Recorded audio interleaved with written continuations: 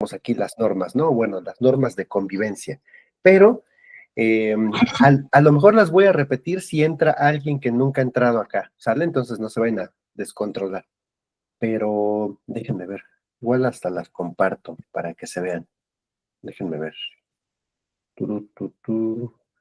Normas, aquí está, si se ve. Ahí están, ¿verdad? Sí, Entonces, ya se visualizan. bueno, para no tomar mucho tiempo, nada más les voy a mencionar las que están en negritas, las letras, es escuchar activa y respetuosamente, respeto a las diversas ideas, evitar ataques personales, uso adecuado del lenguaje, participación equilibrada, claridad y fundamentación, paciencia y tolerancia, confidencialidad y respeto a la privacidad, y compromiso con el espacio, promover el aprendizaje conjunto. Eso es así de simple. Y a ver, déjenme ver. Hay una biografía breve de unos poquito más de 3 minutos en YouTube que me pareció muy buena y yo creo que se las voy a poner para arrancar, para empezar a calentar motores, ¿no? Porque esta biografía nos va a motivar, a incentivar, a reflexionar estas ideas que tenemos sobre la rebelión de las masas, que es muy interesante.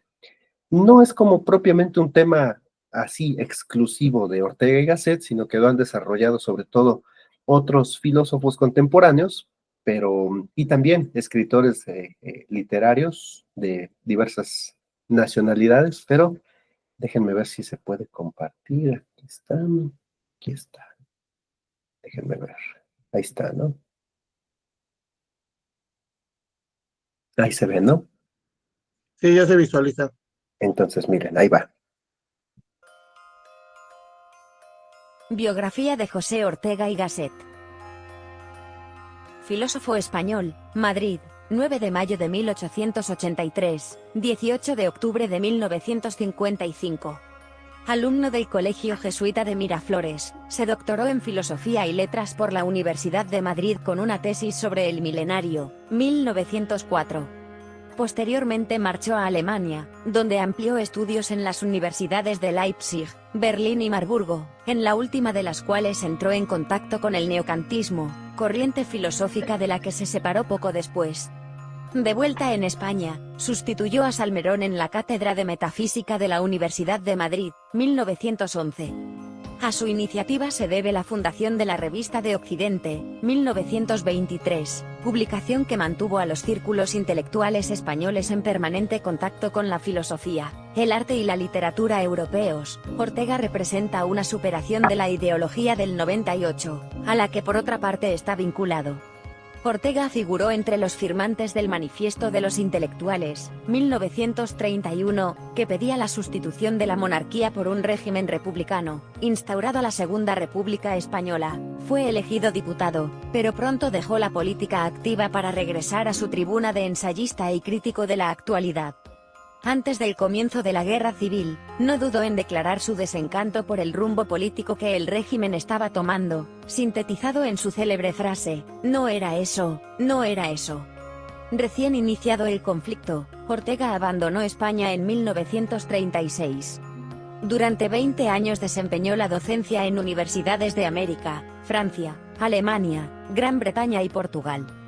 Regresó a Madrid en 1945, donde fundó el Instituto de Humanidades. El pensamiento filosófico de Ortega, definido por él mismo como filosofía de la razón vital, estuvo muy influido por dos filósofos alemanes contemporáneos, Max Schiller y Georg Simmel. Recogiendo las doctrinas de la filosofía vitalista europea, Ortega afirmó la primacía de la vida sobre el pensamiento. En la vida, pensaba, se encuentran todas las realidades, no se reduce a una simple forma biológica. Para Ortega, la persona no es una sustancia, sino un continuo proceso de relación con las cosas en el que los seres humanos despliegan su libertad. Yo soy yo y mi circunstancia. En materia política se definió como liberal, aunque sostuvo que la vida pública debía ser regida por una minoría selecta, los intelectuales, que dirigiese el trabajo de las masas. Cuando las masas se rebelan, y pierden el respeto a la superioridad intelectual, Occidente peligra.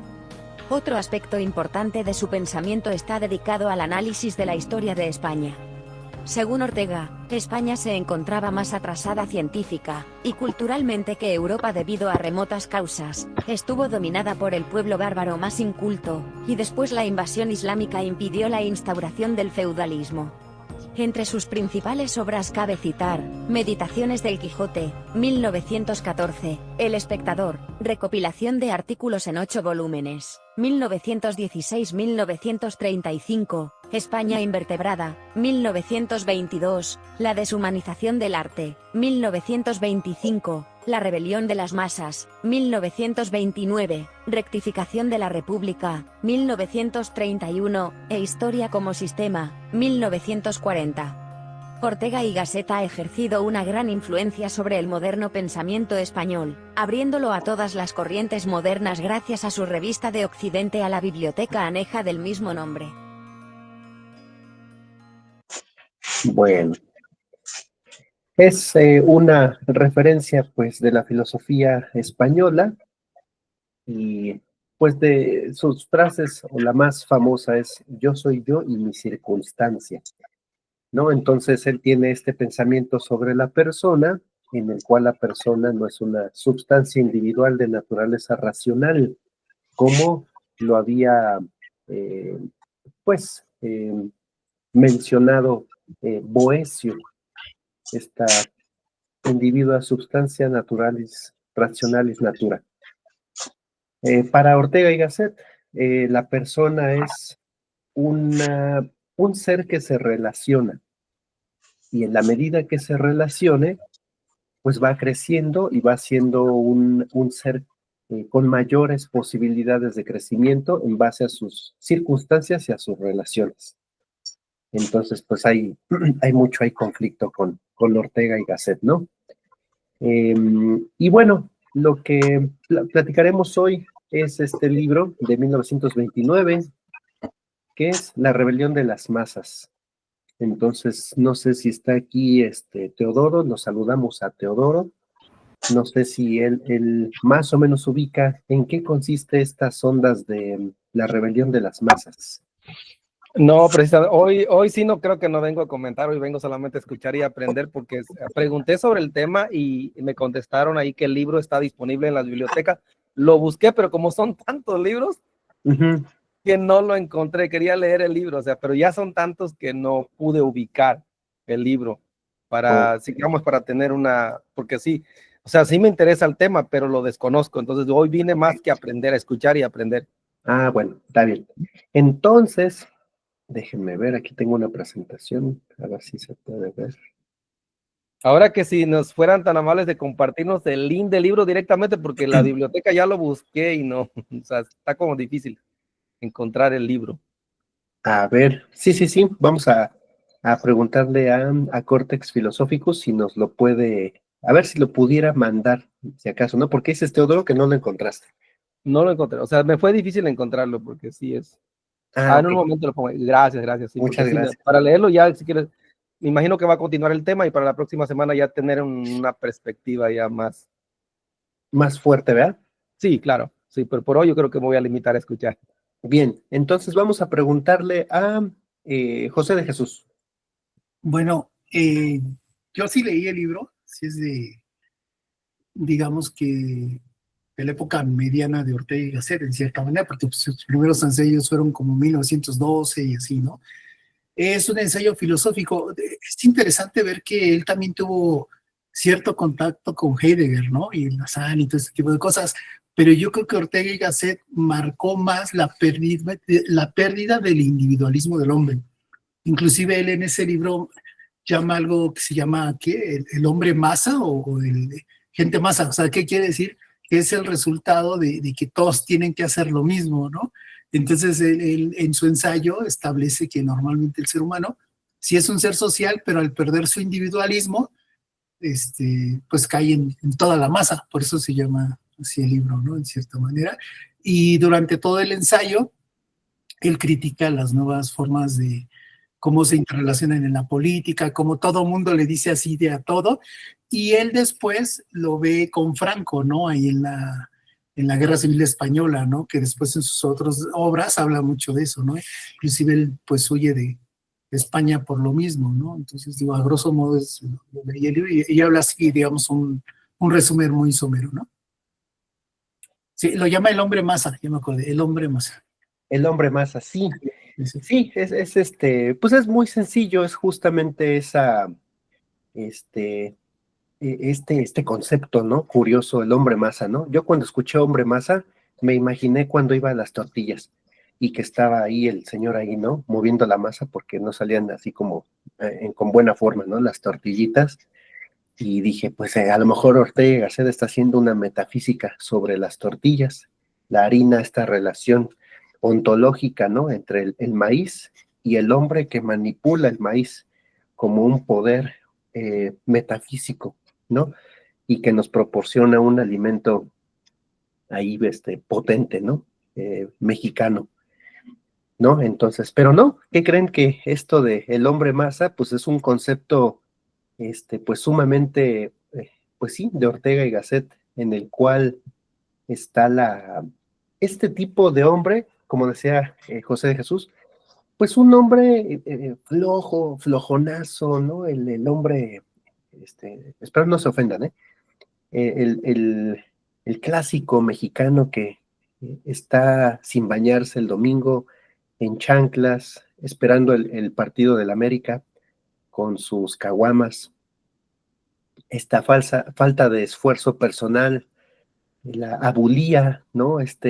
Digamos, este hombre que pues no conoce las obligaciones, no tiene respeto por las jerarquías, es un hombre un tanto cuanto soberbio, egocéntrico, pero sobre todo este hombre masa de Ortega y Gasset es ese hombre sin cultura. Es un hombre que va por la vida, transcurre todo su ciclo de nacer, crecer y morir sobre la línea de nada, nada me es provechoso en cuanto a cultura. Entonces, es ajeno totalmente pues a los acontecimientos históricos, culturales, sobre todo, ¿no? Y adelante, Isaac. Una duda, maestro. A mí me suena mucho al hombre mediocre de José Ingenieros. Sí, va por ahí. Este hombre mediocre. ¿Y qué crees? O sea, es que entra también, se conecta este tipo de hombre masa con el hombre mediocre, pero también con otros conceptos como con la hipermodernidad de Lipovetsky y este señor, ¿cómo se llama este francés? Jean Baudrillard, también que hablan de la posmodernidad y que los signos de estos tiempos es que todo va muy rápido. En el caso de Ortega y Gasset, Ortega y Gasset no menciona la hipermodernidad. Lo que menciona es propiamente al hombre como un hombre, pues así, muy flojo, muy, va por la vida, pero no se entera de nada. No le puedes preguntar nada. Eh, y porque no lo sabe nada y tampoco le interesa nada, ¿no? Entonces es ese tipo de personaje curioso, ¿no? Entonces, este hombre masa está vacío, es un vacío, es un ser vacío, mediocre, ¿no? En su yo, o sea, es un yo vacío, hueco, es un pozo sin fondo, una persona con la cual no puedes tú platicar o discurrir un tema de manera literaria o filosófica o histórica o social, porque, ¿cómo les diré? Es el opuesto, el polo opuesto de lo que sería propiamente un filósofo de cualquier época, ¿no? Entonces el filósofo es este tipo de persona que distingue entre las masas y las minorías excelentes, es decir, como estas secciones de personas que no es que discrimine el filósofo, ¿no? Sino que puede distinguir, dice, este tipo, este conjunto de personas que no les atrae nada, nada cultural, eh, son este tipo de, el concepto de Ortega y Gasset, ¿no? El hombre masa, porque como bien lo dice, es como un tipo de borrego, ¿no? O sea, sigue a las masas, sigue a las, eh, ¿cómo les diré? Como que sigue las tendencias, para utilizar palabras actuales, sigue las tendencias ahora sería en los medios de comunicación masivos, ¿no? Pero me voy a callar un poquito. Estaba Martín, después José de Jesús. Gracias, Mario. Bueno, abonando a lo que ya estás comentando, a mí en lo personal, bueno, al principio comentábamos sobre la introducción que sabíamos, ¿no? Ah, una cosa es la información, otra cosa es conocimiento. Yo confieso que yo no me he acercado al pensamiento del maestro Ortega con la dedicación y el tiempo que requiere, ¿no? Te comentaba y les compartía a los compañeros que sé que es un filósofo duro, es pesado. Sin embargo, así es a bote pronto, la primera idea que a mí me viene sobre el tema del hombre masa es esta crítica que él tiene, bueno, se ve reflejada en el texto a la docta ignorancia que ostenta este hombre masa, pero en el poder. Esa es la misma crítica que hacía o la misma propuesta que hace Aristóteles y sobre más Platón sobre el tema de que el filósofo, el doctor, el académico, o en este caso el filósofo y el intelectual, son los que deben de gobernar, porque de alguna manera tienen el conocimiento de los valores fundamentales, tanto de la polis, en este caso el pueblo, el bien, la justicia, la democracia, etcétera, etcétera, ¿no? Y de ahí el repudio, yo creo que tiene mucho que ver, el repudio que le tiene, aparte que es étnico, a los árabes, a los que llama totalmente incultos, ¿no? O sea, ese choque de realidades que él tiene, y de ahí yo creo la frase que él empieza a trabajar y a acuñar, que el hombre es su ser y su circunstancia. Entonces, pero la circunstancia de él es muy diferente a la circunstancia del resto de los españoles, ¿no? El resto de los españoles están en guerra. Él está en guerra, igual que Heidegger en una guerra mundial, pero ellos están como en un copo, en una esfera de cristal, encapsulados en la filosofía. Qué bueno, pero es como un escudo protector de esos de los superiores de Avenger, que no es para todos. O sea, necesitas el intelecto, etcétera, etcétera, etcétera. Hasta aquí mi comentario. Hasta aquí mi reporte. José de Jesús. Sí, parte del libro, él cita la pérdida de personas intelectuales, o sea, personas que piensen, y como decía en un momento, la pérdida de identidad, derivado del hombre masa. O sea, el hombre masa es pues toda la masa que forman todos los hombres, ¿no? Y hay que recordar que también él tenía su contraparte, que era Miguel de Unamuno, ¿no? También, pues muy buenos los dos, pero había cosas que discrepaban, ¿no? O sea, Unamuno era como más espiritualismo y todas estas cosas, y Gasset era bien objetivo, ¿no? En sus pensamientos. Y eso es parte de lo que él también no le gustaba a Ortega y Gasset, que luego utilizaron la religión o esas ideologías para amalgamar más al hombre masa, ¿no? Sí, justo, pues es un peligro. Este es una advertencia desde 1930 a fíjense cómo Ortega y Gasset ya lo vislumbraba, ¿no? Ya pensaba que esto se iba a volver como un virus que iba pues a generarse, sobre todo en Europa, pues que es la experiencia de Ortega y Gasset, mucho en España, y después ya como que de manera global, este tipo o estos grupos sociales en donde pues realmente influyen en la sociedad, ¿no?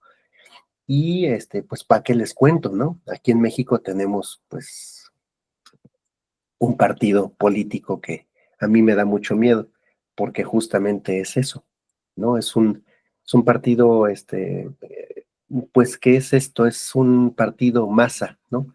Donde pues hay nepotismo, hay corrupción, hay muchas cosas, ¿no?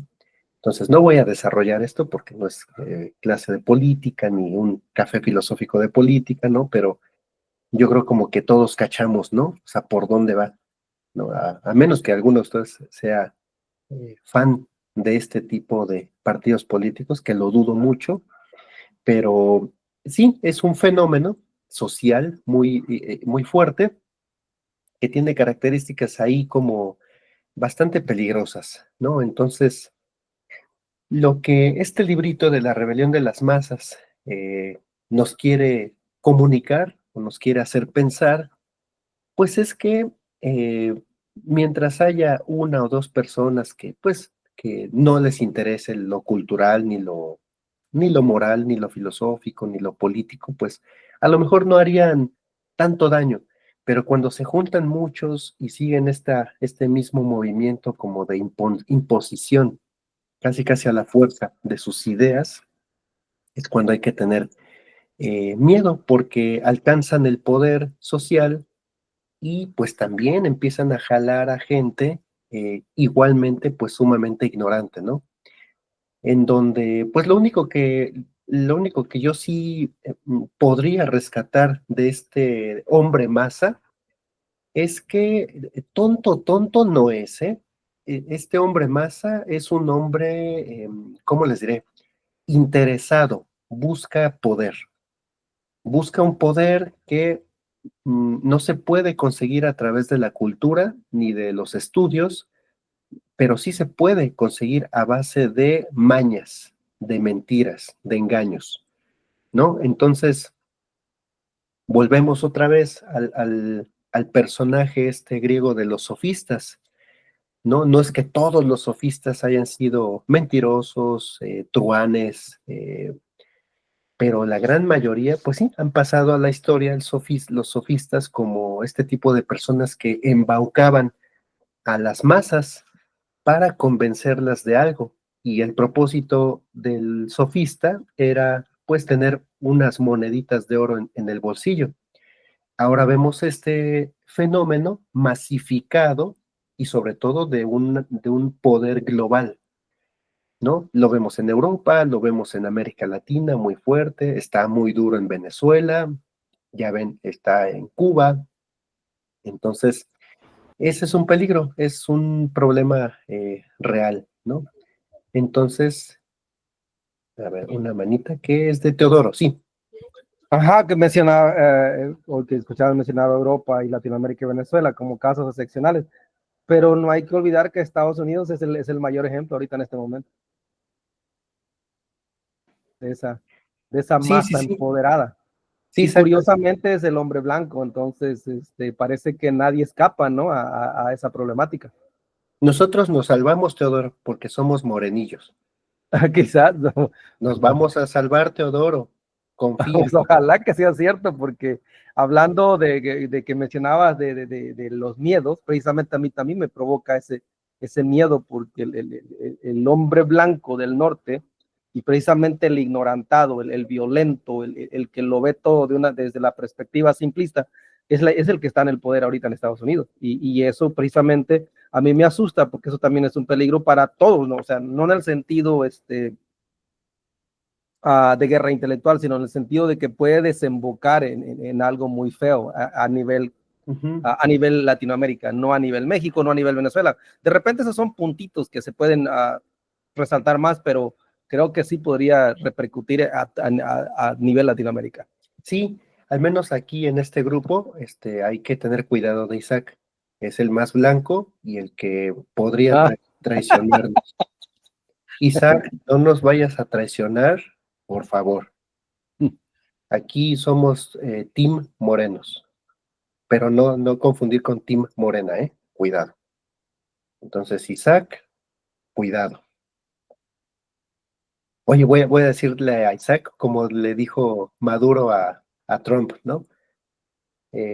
Venga por mí, cobarde. No se tarde en llegar, cobarde. Ya se salió Isaac, ya se enojó. Bueno, Martín, dinos. Sí, gracias. Fíjate que es ineludible eh, llevar la tesis del maestro Ortega o el título de la obra del maestro Ortega directamente al plano de la política, las ciencias políticas, la politología y sobre todo las ciencias sociales o la sociología, cómo va. Entonces, el trasfondo es muy real, es muy real. Entonces, la gravedad del asunto es precisamente que la masa es irracional y tiene dos caras, ¿no? Es decir, es irracional por la cantidad que es un monstruo de 5 cabezas, y es irracional porque el que está al frente, evidentemente, adolece de fundamentación cognitiva, es decir, ningún tipo de conocimiento. Ninguno. Entonces comentaba Teodoro hace ratito del señor vecino del norte, pues, obvio, denota tu rostro irascibilidad y denota incapacidad, porque no tiene ideas, es un hígado ahí el señor, ¿no? Ahí queda, pero bueno, regresemos al tema que nos importa. Lo perverso, lo que está de fondo en este asunto es la perversidad que está en el manejo de las masas, que son obviamente con un tinte estrictamente servil, ¿no? Es decir, vender la bandera de todos somos iguales, etcétera, etcétera, sí, pero nosotros no, nosotros gobernamos y estamos en la élite, ¿no? Entonces esa parte es la que no, bueno, obviamente pues no nos van a vender hilo negro, no nos van a vender pan frío, etcétera, etcétera, ¿no? Pero lo curioso es que la obra, el juicio crítico de la obra y el espíritu de la obra es precisamente eso, hacer esa denuncia y de alguna manera alertar a los que leemos o a los que leen o a los que están en el entorno de que hay un peligro eminente. Y es un peligro que está en manos de la ignorancia, la docta ignorancia desde que el maestro Nicolás de Cusa crea la obra, ¿no? Y desde ahí viene el asunto. ¿Cuántas cosas no gratas han pasado en la humanidad por ignorancia? Hasta ahí queda el reporte, Sí, Joaquín. hasta aquí mi reporte. Sí, fíjate que sería muy bueno volver a leer al Cusano, a Nicolás de Cusa, porque es una maravilla. Yo tuve un semestre pues, de estudiar a varios filósofos, así como casi que nadie lee, y uno de ellos era Nicolás de Cusa, justamente con la docta ignorancia, ¿no? Y sí, el peligro, ¿no? De darle el poder a los ignorantes, ¿no? Entonces, qué fuerte, porque pues lo estamos viviendo, y yo creo que es un fenómeno que vamos a vivir mientras el ser humano exista, ¿no? Gente pues que busque el poder, pero sea profundamente ignorante. Entonces, déjenme ver si aquí tengo una presentacioncita muy bonita. A ver si se puede compartir. Ahí está, ¿verdad? Sí la ven, ¿verdad? Sí. Ahí está, miren. Ya se visualiza. Ah, ok, perfecto. Pues este librito, no sé si ustedes se pueden meter ahí en el chat. A lo mejor ya está. Nos la compartió Cortex Philosophicus, este ensayito de La rebelión de las masas de Ortega y Gasset. Si no, a lo mejor durante la platicada nos lo facilita. Eh, Cómo desde 1930, aquí dice, ¿no? Esta obra central de Ortega analiza el ascenso del hombre masa, cómo va a ir subiendo, va a ir creciendo, ¿no? En la sociedad moderna y sus implicaciones para la cultura y la política. Para Ortega no es solo un fenómeno demográfico, sino un cambio profundo en la psicología y el comportamiento social. Representa su diagnóstico más agudo sobre la crisis de la civilización occidental, advirtiendo sobre los peligros de una sociedad dominada por el conformismo y la mediocridad. ¿Cómo ven? Entonces, sí se ve, hay unos rasgos, se visualizan ideologías, se visualizan acciones que nos informan de esta mediocridad en la sociedad, ¿no? Em, Dejen ver si la puedo mover, porque aquí está. Entonces, ahí se ve, ¿no? Ahí dice, el hombre masa no quiere que le dirijan, sino que le dejen ser él mismo, aunque no sepa quién es. Si se fijan este fenómeno, ¿no? Que pues este también es una súper cualidad que tiene el hombre masa. No acepta correcciones, sino que le dejen ser él mismo. O sea, aquí se plantea también este hombre masa como un hombre que distorsiona el concepto de libertad. Entonces, aquí dice, esta profunda frase encapsula la paradoja central del hombre masa, una aspiración a la autonomía sin una verdadera conciencia de sí mismo. Se niega a ser guiado por élites o valores superiores, pero carece de un proyecto vital propio. Es la búsqueda de una libertad sin responsabilidad, en el fondo. Una vida sin exigencias ni autosuperación, pero termina en un vacío existencial. Qué fuerte, ¿verdad? A ver, vamos a dejar de... Bueno, sí, dejamos de compartir. Y ahorita volvemos. Y alguien... sí, José Jesús. Sí, igual Ortega y Gasset decía que la felicidad se encuentra en hacer lo que nosotros queremos y lo que acabas de decir, la energía vital. Hay una corriente que se llama el vitalismo, creo que se llama así, y él es defensor de eso, ¿no? Que es lo que te llena de energía. Por eso cuando dices carece de sentido es que no tiene esa energía, ¿no? Exactísimo. Sí, Isaac ya pensamos que Isaac se había enojado y se había retirado, pero no, aquí está. Entonces, ahí alguien levantó su manita. Teodoro, ¿no? ¿Habías levantado tu manita? ¿No? No, nada más hice un comentario y digo, siento que estás hablando de Trump. Ok. Entonces, Enrique, qué bueno que viniste. Estamos platicando, justo apenas comenzando a platicar de esto de, pues, las características de este hombre masa, un concepto de Ortega y Gasset, un filósofo español. Ajá, ¿sí lo habías escuchado más o menos a él o no? Bueno, el nombre sí, pero no he podido leer algún texto de él, ¿no? De él. Ah, ok, no te preocupes. Pues déjenme, les sigo compartiendo estas características del hombre masa. A ver, déjenme ver dónde quedé. Aquí estoy. Sí. Bueno, aquí está. Entonces, el hombre masa no quiere que le dirijan, ¿no? Sino que le dejen ser él mismo, ¿no? Aunque no sepa quién es. Hay otras características, ¿no? Por ejemplo, la autocomplacencia. Se siente satisfecho consigo mismo y con su mediocridad. Es más, no sabe que es mediocre, ¿eh? Y si más o menos en su inteligencia él se da cuenta que es mediocre, como que no lo acepta. No percibe la necesidad de esforzarse o de distinguirse. Ingratitud histórica. Vive en una civilización que da por sentada, es decir, que ya no necesita ninguna otra perfección, nada de transformación, sino que ya está, ¿no? Ya está hecha, sin reconocer el esfuerzo y el genio de las generaciones pasadas. Deseo de injerencia. Quiere imponer sus opiniones y preferencias sin aceptar la disciplina o la crítica. Vida sin proyecto. Carece de un propósito elevado, se conforma con lo inmediato y lo banal. ¿Qué les parece? Y bueno, aquí voy a hacer una pausita porque les quiero plantear un ejercicio crítico de pensamiento crítico. Una vez que ya conocieron algunas características del hombre masa, díganme en dónde se manifiesta en los medios de comunicación masiva. Tenemos un montón de ejemplos a la mano. Menciónenme algunos. Pues la casa de los famosos, ¿no?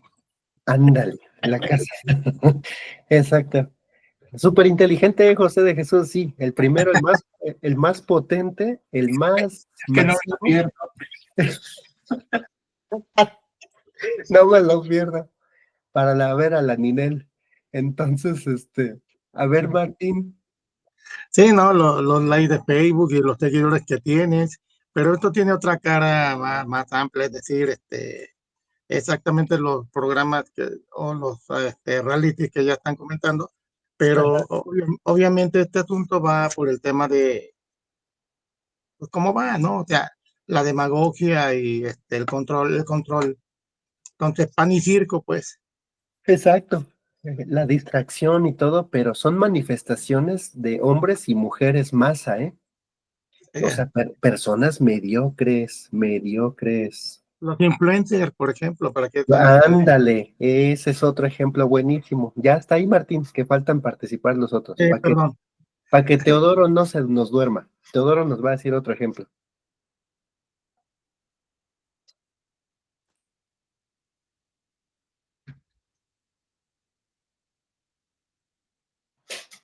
Teodoro, dinos, ya lo está buscando en Google. No, no, estaba tratando de recordar, porque todavía estoy tratando de hacer memoria. Había, antes de esos que mencionaron, ahí hubo un programa primero, pero justo no recuerdo el nombre, fue en TV Azteca.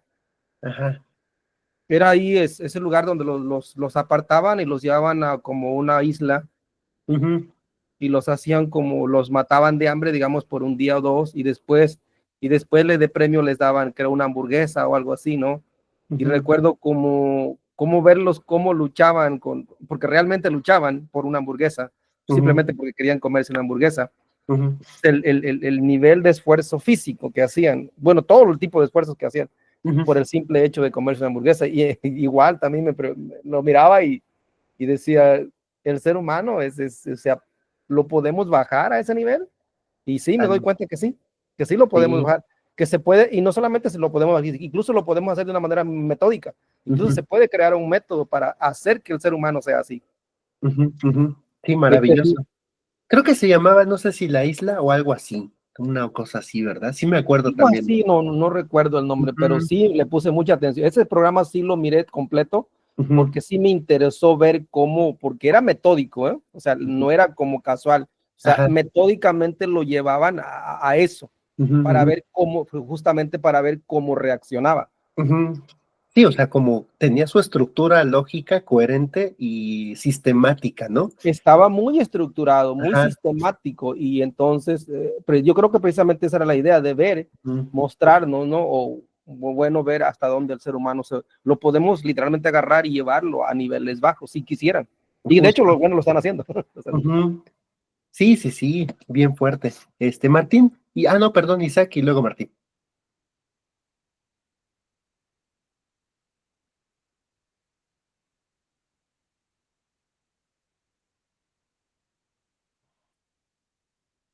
Isaac, no te escuchamos.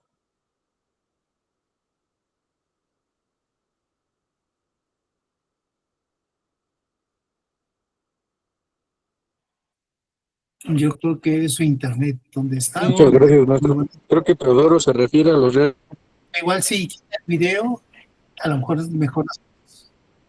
reality shows. Igual, si quitas tu video, Isaac. Yo considero que, bueno, porque la casa de los famosos programas.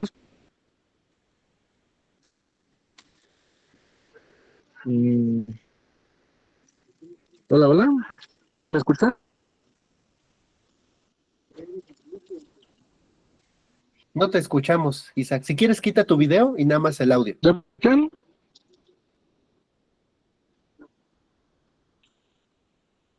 Con fallas. A ver, pruébale, habla.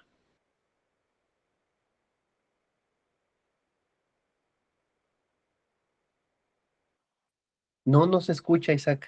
A lo mejor también tu micrófono. ¿Ya? ¿No me escuchan todavía?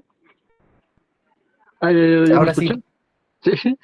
Bueno, lo que les comentaba es que Teodoro se refería a los reality shows, que tiene también mucho que ver los influencers, pero yo también pienso que, por ejemplo, ahora está de moda también pues de cierta forma las influencers, o sea, me refiero en femenino a las chicas, pero ahora que está de moda que todas tengan OnlyFans, ¿no?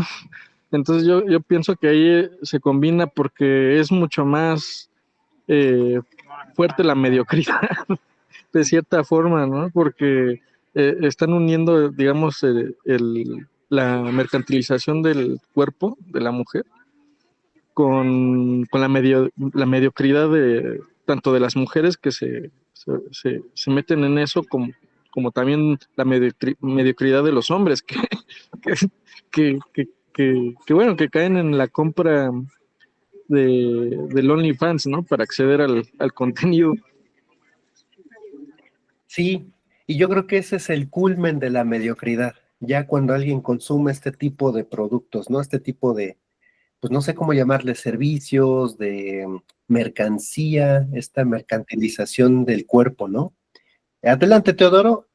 Ajá, sí, quería agregarle un poquito, es más bien, yo creo que la mediocridad ya hasta se puede capitalizar, que es lo que están haciendo el OnlyFans, ya es una capitalización ya de esa mediocridad, tanto como mencionaba él, tanto de hombres o mujeres, porque tanto como el que ofrece el producto como el que lo compra, ¿no? El que está dispuesto a pagar, o sea, hay una mediocridad en ambos lados, pero justamente eso, que ya incluso se puede capitalizar la mediocridad, ya tiene un valor económico. Sí, sí, sí, está muy triste. Y luego tenemos a Martín y luego a José de Jesús. Sí, gracias. Fíjate que mientras estamos hablando haciendo el recuento de tantos programas de reality, por ejemplo, los de Discovery son muy crueles también, ¿no? Supervivientes al desnudo, o sea, muchos otros que hay de la misma línea.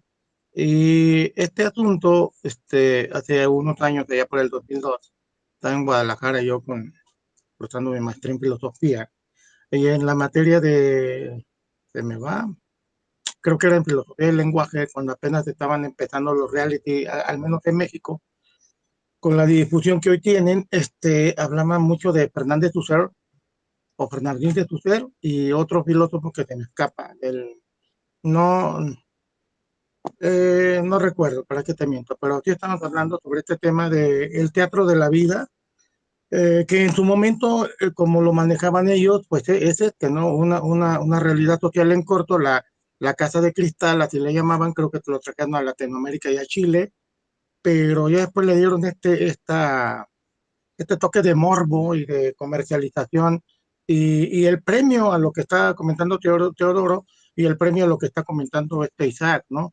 El mediocre ahora es el efectivo, el mediocre es vamos a vivir de la imagen del mediocre y el que no ha hecho nada en su vida, es el más, vamos, seguido, el más bien visto porque pues no ha hecho nada en su vida y ahí está como lo que es, ¿no? Pero bueno, un holgazán. Aunque bueno, si fuéramos en un orden social como el de las abejas, obviamente lo entenderíamos, porque el holgazán obviamente es el que da existencia al colmenar, ¿no? Pero bueno, ahí quedaría. Muy, muy lamentable, la verdad, la pérdida de la conciencia social y obviamente la perversidad, como dice el maestro Foucault, sobre el tema el poder de lo perverso, ¿no? Sí, muchas gracias, muy valiosa tu participación, Martín. José de Jesús. Gracias. Mira, ya llegó Elvis. Saludos, Elvis. ¿Cómo estás? Bueno, yo me voy a remontar más a la época de los griegos y luego de ahí haré una pausa por los 1700, 1800, ¿no? Recuerden que antes Platón era muy criticado porque era muy, enseñaba, pues entre comillas, a juniors, ¿no? Por decirlo así. Entonces llegaba Diógenes y pues en una de esas, pues su famoso, ¿no? Que le lanza una gallina y todo este rollo, ¿no?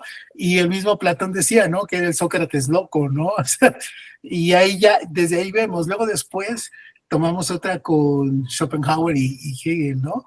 Que igual la cátedra de Hegel se peleaban, ¿no? O sea, 100, 200 y todo. Y con Schopenhauer no nos llegaban 4 o 5, ¿no? Igual decía Schopenhauer, ¿no? Pues es que ustedes lo quieren por su rollo y porque tiene buenos contactos ahí, pero ni siquiera ha conocido el mundo, porque recordemos que Schopenhauer era hijo de un comerciante y se había viajado, ¿no? Desde 14, 15 años y de ahí se generó su filosofía. Entonces yo creo que es un fenómeno que se ve desde siempre, ¿no? Donde está el que brilla mucho, que a lo mejor no quiere decir que Hegel no era bueno, ¿no? Sino simplemente que luego en ocasiones viste mucho el que se vea, ¿no? El aparentar ser que sea. Y hoy en día, pues es más manifiesto, ¿no? Hoy en día, ¿cuántos, bueno, no sé ustedes, les llegan cursos de filosofía, cursos de motivación, cursos de no sé qué tanto, y mínimo les dices, bueno, ¿me puedes dar tus estudios? y no, pues veterinario, ¿no? O cosas así, o no sé, nada que ver. Y luego le dices, bueno, está bien, eres veterinario, no hay problema, está bien, tienes una prueba, pero ¿qué más has hecho? ¿No? Y puros cursos o diplomas en escuelas que dices, bueno, pues no es lo mismo la UNAM o el Poli o la UAM o la Ibero, o sea, cursos ahí que en escuelas que no sabes ni qué onda. Yo por eso les comentaba hace tiempo de que se vendían los honoris causa, ¿no? Que hay hasta políticos ya tienen honoris causa, y dices, wow, ¿no? O sea, este cuate que estuvo, que es diputado de Morena y que estuvo en Solo para Mujeres, Mayer, ¿no? Que tiene un honoris causa, y digo, mucho. Entonces, bueno, es a lo que voy, ¿no? Que oye, el aparentar ser es eso, y sí, pero ya viene desde tiempos antiguos, ¿no? Sí, muchas gracias. ¿Qué más? Enrique. Ah, no, Elvis, cuéntanos. Maestro, buenas tardes, ¿qué tal, compañeros?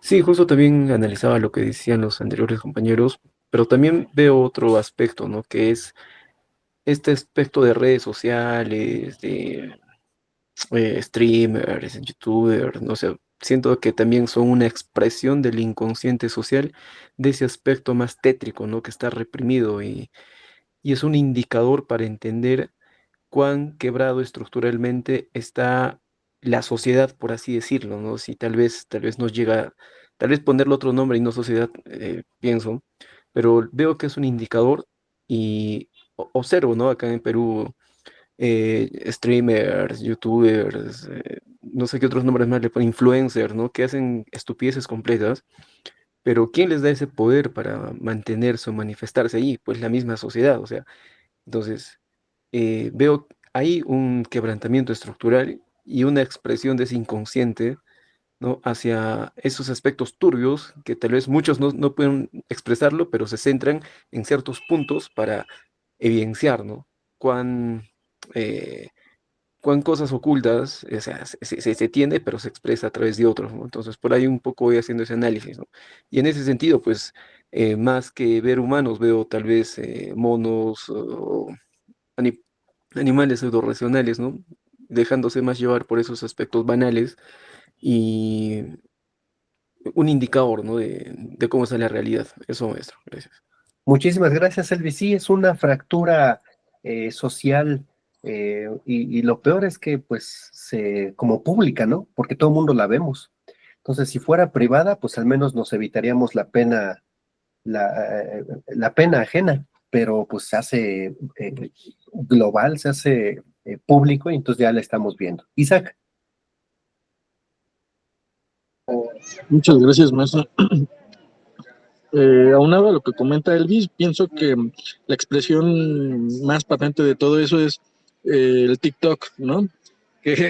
O sea, a mí lo que me sorprende es que mucha gente de mi edad, e incluso, pues bueno, a lo mejor también de la edad de Elvis y menores que nosotros, pues ahora se dedican al TikTok, pero es puro contenido banal.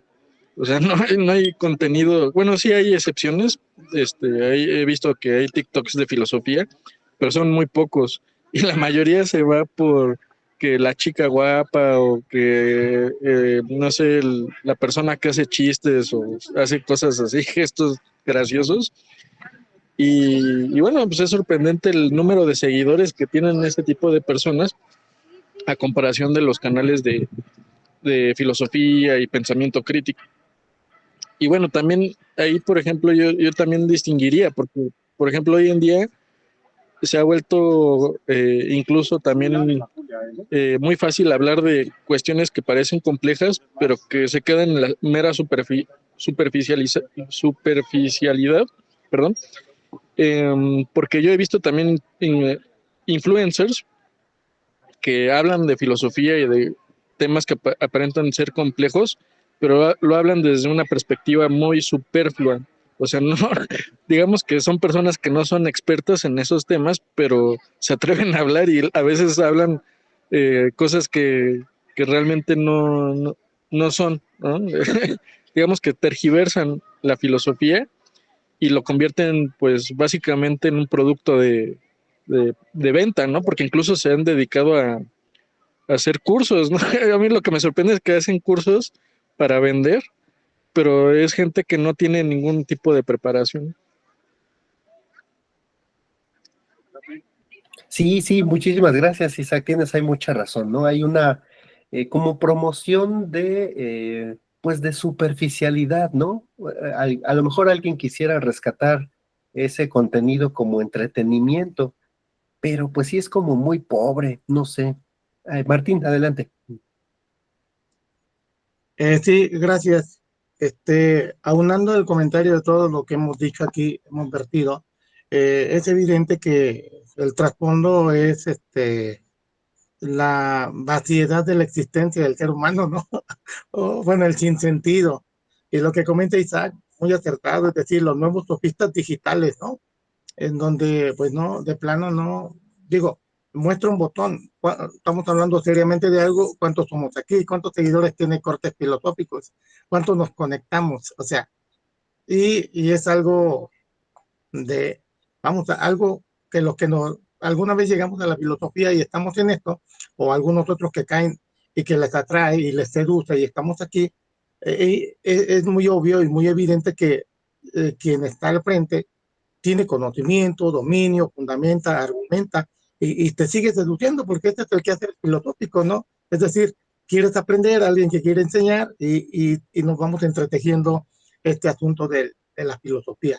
Pero es muy lamentable, ya lo había adelantado el maestro Humberto Eco y en la promoción para esta plática entre semanas, ya lo decías tú también, Mario, el tema de personas que abren un canal o ya lo documentó Isaac ahorita, gente que abre un programa o abre un comentario en Facebook o en WhatsApp y empieza a hablar de lo que no sabe, como si tuviera la expertez y el dominio y el conocimiento de lo que no sabe. Y es abonarle y darle de nuevo otra vez, como está comentando el tema del día de hoy, al maestro Ortega, ¿no? Es decir, el ignorante, el hombre masa, el que piensa que sabe y que no sabe quién es él y a dónde va y no se reconoce como tal, entonces viene ahí el punto de enclave, ¿no? Insisto, creo que aquí es donde encontramos el reducto de Ortega, es decir, el hombre es su ser y su circunstancia, ¿sí?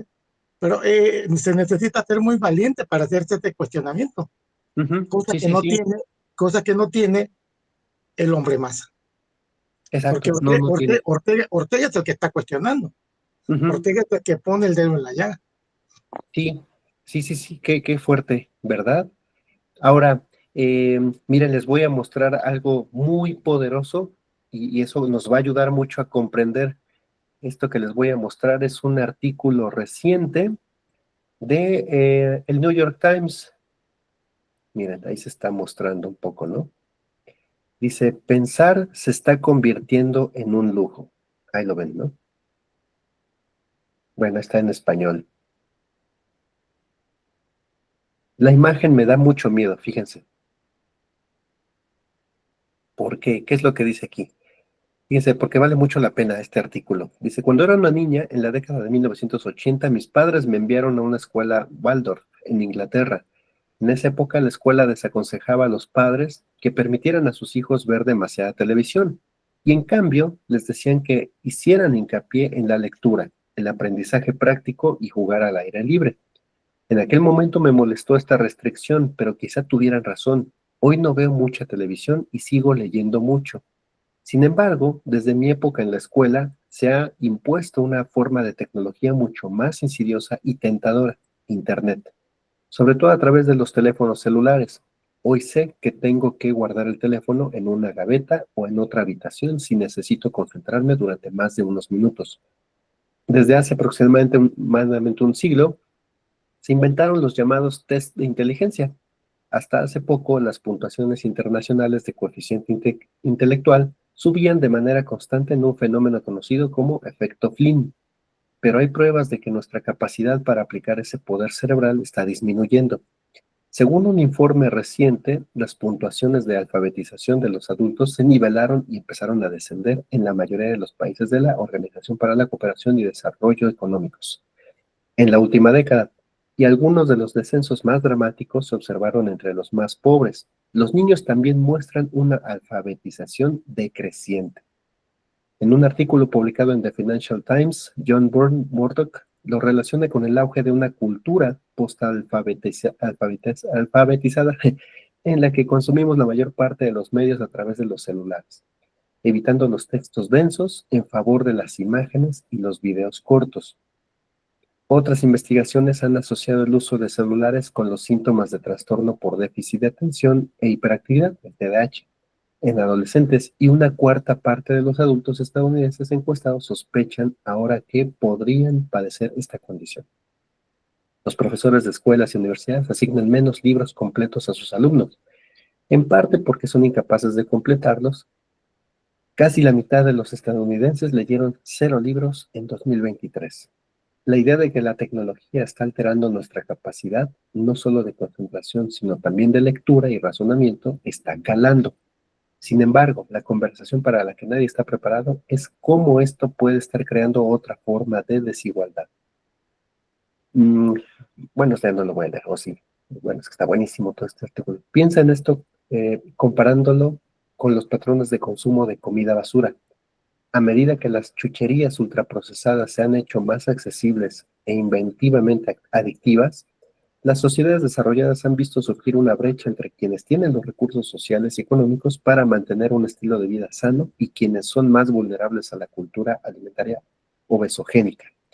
Esta bifurcación tiene una fuerte influencia de clase. En todo el occidente desarrollado, la obesidad se ha correlacionado fuertemente con la pobreza. Me temo que lo mismo ocurrirá con la marea de postalfabetización. Entonces, bueno, como ven, está muy fuerte. En otras palabras, pues está haciendo mucho daño este consumo de contenido en los teléfonos, pero si le suman a ese contenido adictivo pues al iPad, al celular, pero contenido basura, chatarra, ¿no? Como lo que estamos comentando, que son los realities, que es el contenido de los influencers, pues ya tiene también efectos concretos en nuestra salud mental, ¿no? ¿Sí se habían leído este artículo del New York Times? Es una maravilla. Léanlo bien después completo, pero sí es peligroso, es muy oscuro el futuro que se nos plantea con este hombre masa, ¿no? Esta masificación de este hombre mediocre, ¿no? Este hombre vacío y mujeres vacíos, ¿no? ¿Y qué más? ¿Qué piensan? Ah.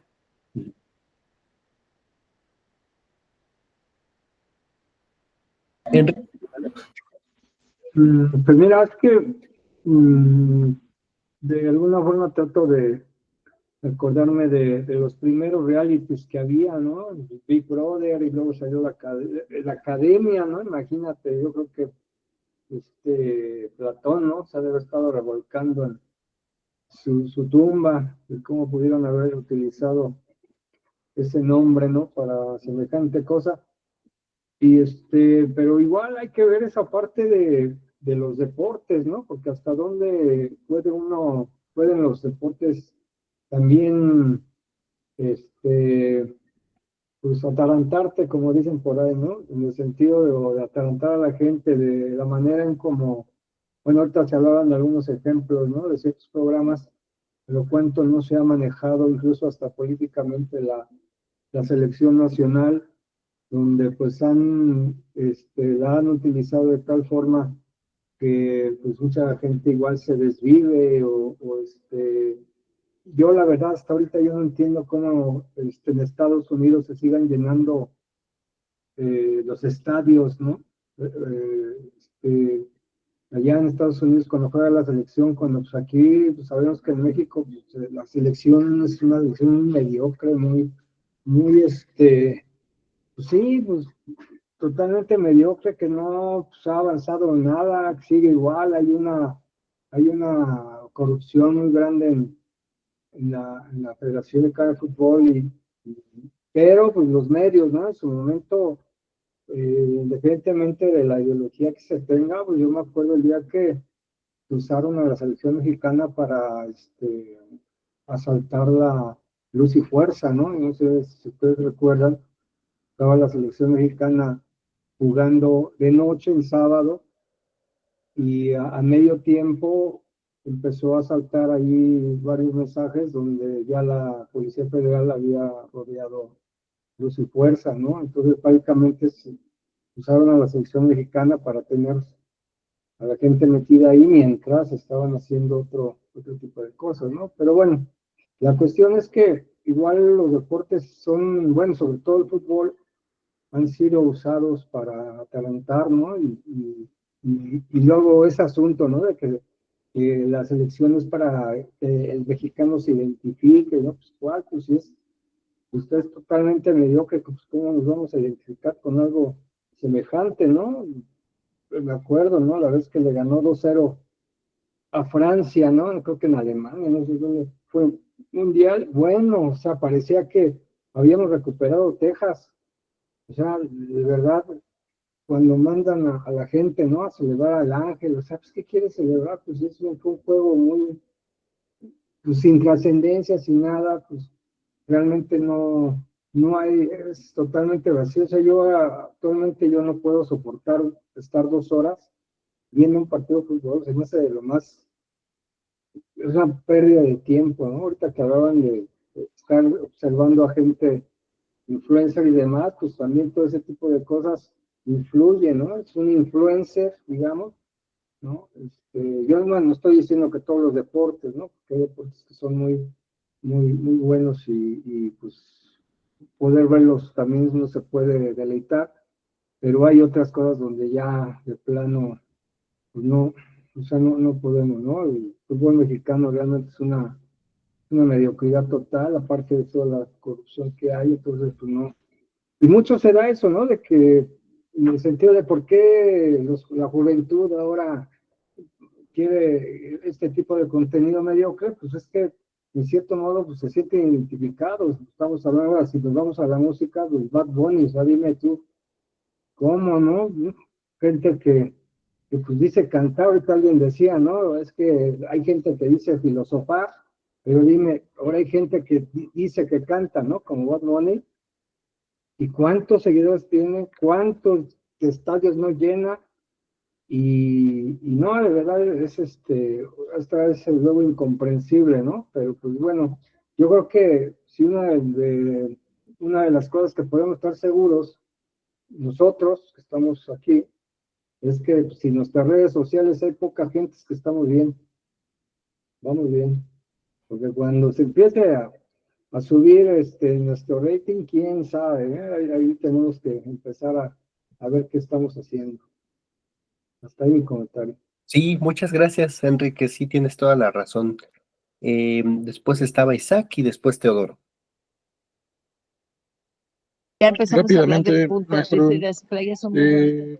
creo En que Playa Norte, lo luego que puntos, estamos proyecto, platicando tiene mucho que ver con un libro que ahorita estoy leyendo, que creo que ya les he mencionado, que es bueno, este es uno de la autora que se llama Marian Rojas Estapé, que es española, y se titula Recupera tu mente, reconquista tu vida. Y bueno, al principio me parecía que era un libro pues como cualquier otro de autoayuda, pero me parece que no es así. Más bien tiene muchas cosas interesantes y sobre todo la crítica a las redes sociales que, que tienen detrás de una ingeniería basada en la psicología conductista para generar adicción en las personas. Y lo que hacen es que, bueno, pues todas estas redes sociales, como son empresas, lo que les interesa es generar una adicción y que las personas estén pegadas al celular todo el tiempo. Y bueno, obviamente también lo que generan este tipo de dinámicas bueno, la tecnología es que el ser humano pierda su concentración y obviamente, pues aunado a eso, pierda su capacidad de pensamiento crítico. Entonces, yo pienso que pues, es una cuestión bastante perversa de las empresas que están orillando al ser humano a ser pues, un hombres masas, ¿no? A la masificación y a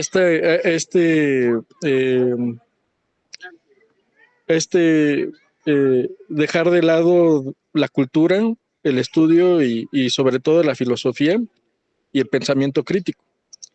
Porque, bueno, ella lo que recomienda es que se hagan, eh, bueno, que uno utilice las redes sociales de manera muy cuidadosa y haga como, bueno, que deje el celular en otro lado o incluso que lo apague cuando está comiendo o conviviendo con otras personas o incluso que tenga cuidado porque hay una forma de generar adicción que se le llama, ahorita no recuerdo bien cómo le llama, pero es que es el scroll infinito, me parece, que es que bueno, uno no puede dejar de ver el celular porque como la tecnología está basada en los gustos de cada persona, le va recomendando contenido que está conforme a esos gustos.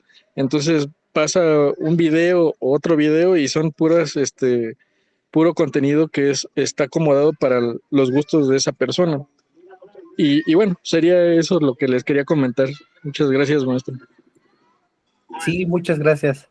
Vamos a escuchar seguía creo que Teodoro, ¿verdad? Sí. Sí, mi comentario va por la misma línea, la línea de SAT, justamente la misma línea.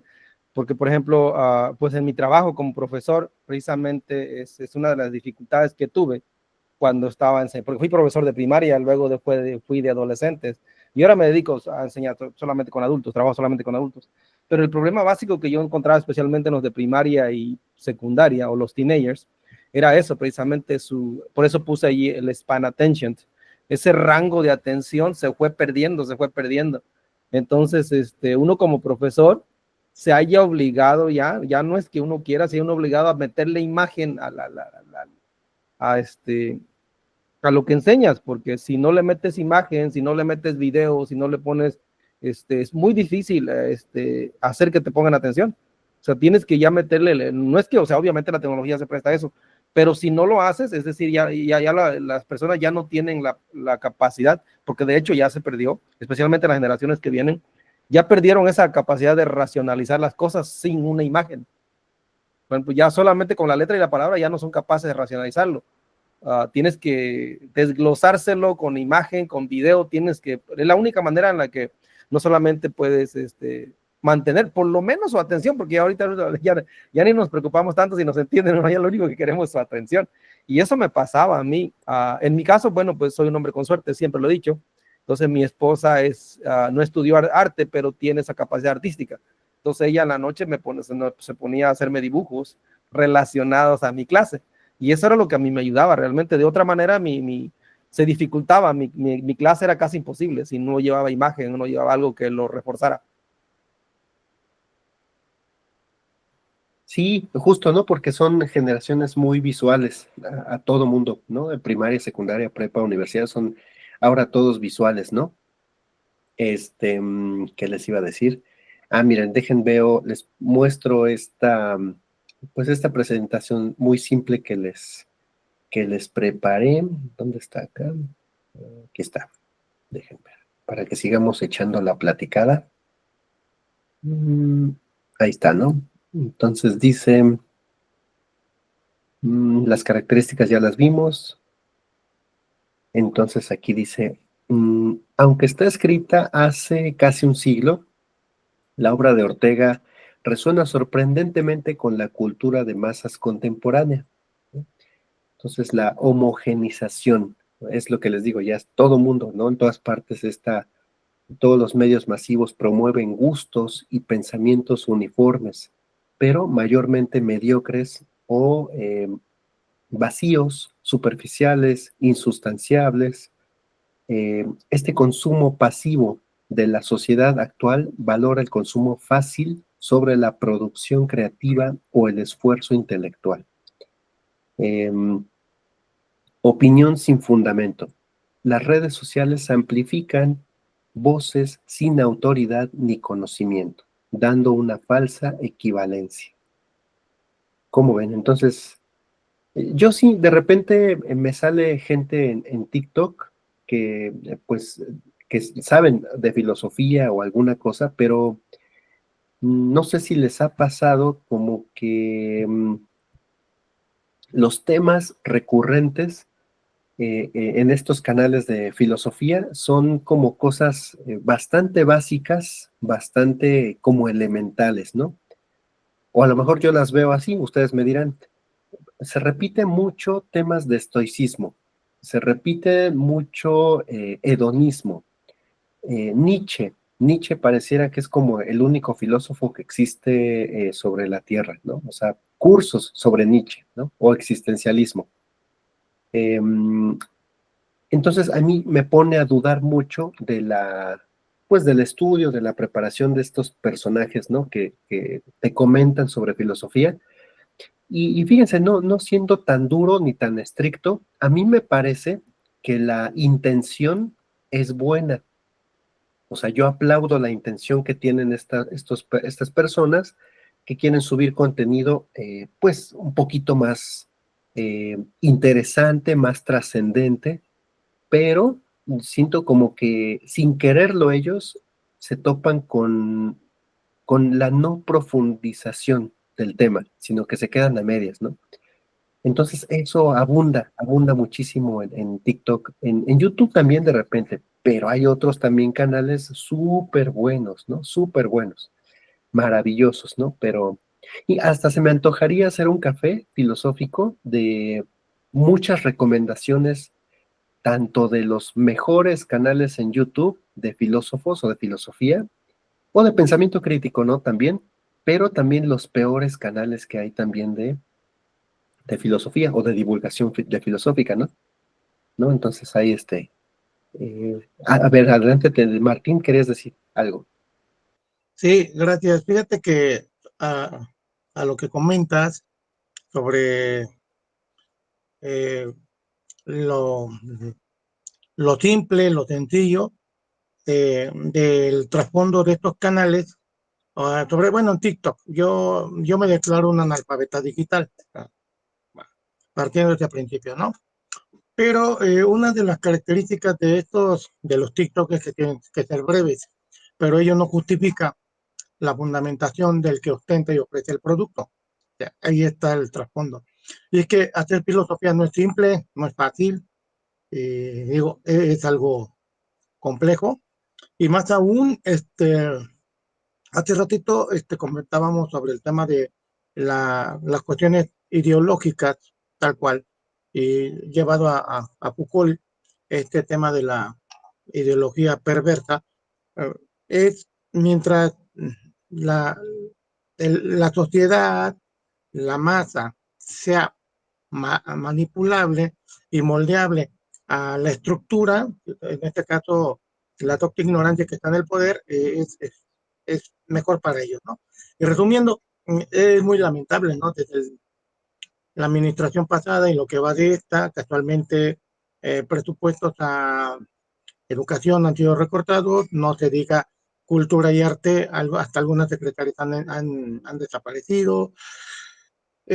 Un panorama muy complejo en nuestra realidad. México, pues. Y de ahí para el real, ¿eh? O sea, podemos voltear y dirigir la mirada también a estos otros países.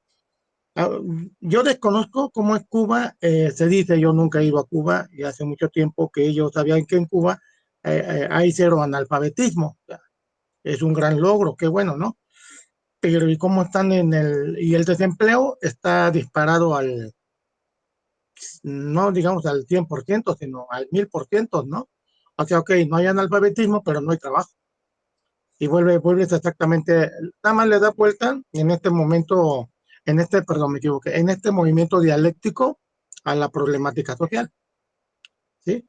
Pero creo que es mucho más grave ser incultos o ser no educados a no tener trabajo. ¿Sí?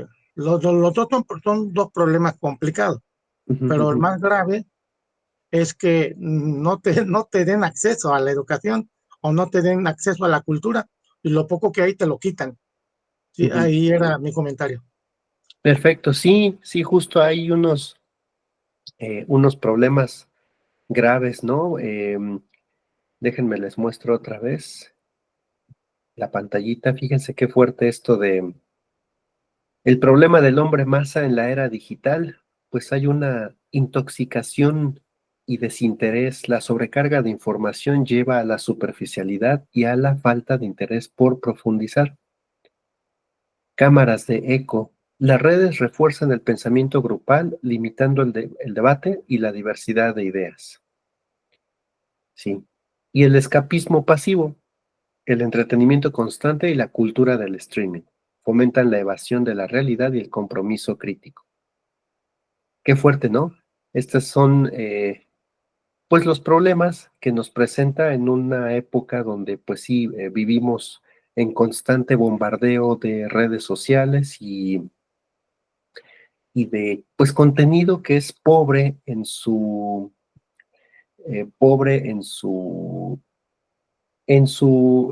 intención, porque probablemente hay una idea buena, ¿no? O sea, de entretenimiento de estas personas, pero de los influencers, ¿no? Pero pues no hay un contenido verdaderamente rico, ¿no? O sea, que nos enriquezca el pensamiento crítico, la reflexión. Sobre todo, no olvidar que la filosofía, pues es como este filtro en donde se analiza la realidad para después proponer soluciones, ¿no? Es decir, no solamente es como analizar o leer mucho o conocer mucho, sino que el objetivo, la cosa es que toma demasiado tiempo, como dice Martín, la filosofía toma demasiado tiempo.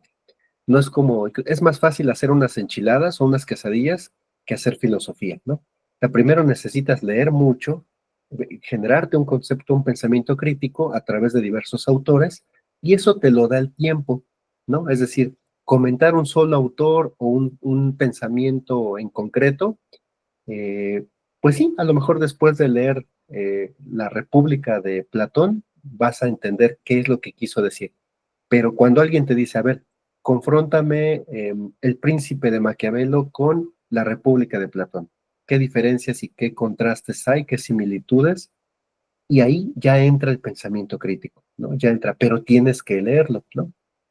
Y es eso, es que nos toma mucho tiempo el estudio y a lo mejor llegamos a pensar o a creer que la filosofía es solamente analizar o generar pensamiento, ¿no? Pero si se dan cuenta, en este artículo de el New York Times, se plantea un fenómeno que está sucediendo. Ajá. Pero ¿ustedes leyeron o creen que se propone una solución? ¿O solamente se plantea el problema? Si es que escucharon desde el principio el artículo. Vamos a ver si pusieron atención, Isaac. Hola, maestro. Yo pienso que, bueno, ahí el principal problema es la, mm, el analfabetismo. Bueno, no lo menciona como tal, pero es el analfabetismo funcional, que es bueno, pues no es que no sepas leer ni escribir, sino más bien que no ejerces esa habilidad. Entonces es como si no supieras leer ni escribir, ¿no? Entonces yo pienso ahí que eh, el artículo va en ese sentido. No, o la propuesta es que, bueno, pues realmente que había una educación. Yo siento que no lo propone abiertamente, pero la respuesta es a que haya una educación que vaya dirigida a promover esa lectura y la escritura, ¿no? Porque, bueno, tal vez sí podemos leer, pero no escribimos. O sea, en muy pocas ocasiones plasmamos lo que pensamos de manera escrita, ¿no? Y cuando escribimos, a mí me ha pasado que aclaro muchas de mis ideas, ¿no? Que cuando las escribo digo, bueno, aquí, por ejemplo, pienso cosas que no coinciden, ¿no? Con mi objetivo y las aclaro. Pero cuando no hay escritura, pues podemos estar pensando muchas cosas, pero no hay como esa concretización de las ideas, ¿no? Exacto, sí, sí, hace mucha falta esas dos, ¿no? También la práctica constante de la escritura y de la lectura, ¿no? Entonces, adelante, Martín. Sí, gracias. Sobre el artículo que nos compartiste, A lo que yo alcancé a entender es que solamente nos alerta. Al final habría que terminarlo de leer por si propone una solución, pero sí nos está alertando que hay una problemática, ¿no? Es lo que yo alcancé a ver. Y sí, muy interesante y por demás enriquecedor. Sí, sí, fíjense que, bueno, hay quien más. José de Jesús, adelante. Sí, investigando sobre el pensamiento de Ortega y Gasset, hay una tesis por parte de la Universidad de Chile, de Yoconda Sashi, que menciona algo importante. Dice el hombre como novelista de sí mismo, y hay un apartado que dice el hombre héroe, o sea, así como está el hombre masa, está el hombre héroe, y dice, ¿no? Lo que Ortega Gasset quiere decir precisamente como héroe es un hombre que busca ser radicalmente hombre, que busca realizarse sí mismo, su proyecto de vida, y que encamina todas sus acciones conscientes a ese efecto. Este hombre es el hombre héroe que detalla Ortega y Gasset. El hombre que usa su imaginación para forjar su personaje se convierte en novelista de sí mismo, es creador y personaje a la vez. Y en cuanto a novelista, tiene que mantener su personaje en acción hacia su proyecto durante todo lo que dure su vida. O sea, realmente nosotros tenemos que ser nuestro autor, nuestro personaje principal, pero sin perder la identidad, ¿no? Yo creo que Ortega y Gasset, por eso, no sé si al principio comentaba, ¿no? Que él habla de una corriente sobre el vitalismo, la energía vital. Entonces, la energía vital para Ortega y Gasset es la que nace de ti, de tu identidad. O sea, que seas un ser único, ¿no? Entonces, yo creo que por ahí va el hecho de hacerle pensar a las personas y a los chavos que vienen hoy en día de que sean auténticos, que lo que piensen, lo que analizan, lo que crean, sea a través de su propia identidad, no a través de terceros. Y es bien complicado hoy en día porque a nadie le gusta, ya deja de leer, pensar. Pensar, ajá, Pero bueno, exacto. pues ahí estamos en la brecha y digo, aquellos que somos maestros, pues tratamos que nuestros alumnos lean y piensen, porque hay veces que leen y no piensan. O sea, es todo un show, pero bueno, ahí estamos como lo dije también en su momento, ¿no? Como Diógenes, ¿no? Busca un hombre, pues acá estamos, ¿no? Creo que al rato te van a boletinar como subversivo a ti y a Córtex por hacernos. Ándale, como subversivos, como a Sócrates nos van a dar un tecito, un veneno, ¿no? Sí, fíjate que me hiciste mucho pensar, José de Jesús, con esta idea de energía, porque justamente, digo, pues los grandes, ¿no? Filósofos de los cuales yo me nutro y siempre termino desconociendo cada vez más, ¿no? Que es Aristóteles, Platón, Tomás de Aquino, pero es esta energía vital como generadora de pensamiento, ¿no? Ya no hay pensamiento original, ya hay una repetición de ideas baratas.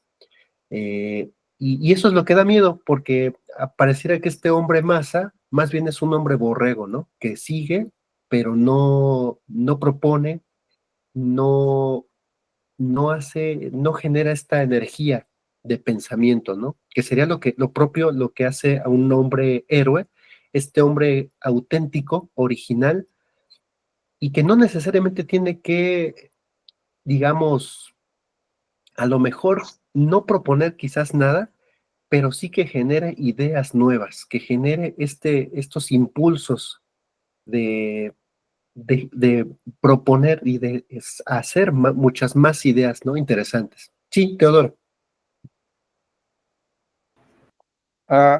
Sí, pensaba cuando José mencionó ese hombre héroe, pensaba si ese hombre héroe escribe un guión, o porque en TikTok da la idea de que parece que ya tuvieran un guión y ellos se adaptan a ese guión, a esa idea, o crean un personaje propio y ya después no van descubriendo el héroe que hay en ellos. Entonces sí me llamó la atención eso, quizás pudieras compartirlo, José, porque me interesó esa partecita que mencionaste y me provocó, y precisamente creo que eso se trata aquí, ¿no? De que si no tenemos solución, pero por lo menos provocar, quizás alguien traiga una solución, quizás alguien aquí se le ocurra una solución, por lo menos hacer eso, ¿no? Retar y provocar, porque, por ejemplo, yo sí estoy en TikTok, yo sí hago streaming, Y una de las razones por las que hago streaming en TikTok es precisamente por eso, porque, bueno, yo me dedico al inglés, a la enseñanza del inglés. Y hay algo que he notado, por ejemplo, que muchos, por ejemplo, simplemente por ser native speakers o por ser hablantes naturales de la lengua, no digas esto porque mejor dilo así, porque así lo digo yo, porque así lo digo yo. Entonces, precisamente por eso entré a TikTok, porque no, o sea, no es que lo dilo así porque lo digo yo, ¿no? El inglés igual tiene sus formalidades, también tiene su pragmatismo, igual que el español. De repente eso es correcto cuando estás con tus amigos, eso es correcto cuando estás con tu familia, pero eso ya no es correcto cuando estás en la oficina, ya no es correcto cuando estás en un ambiente de trabajo, y mucho menos es correcto cuando estás en un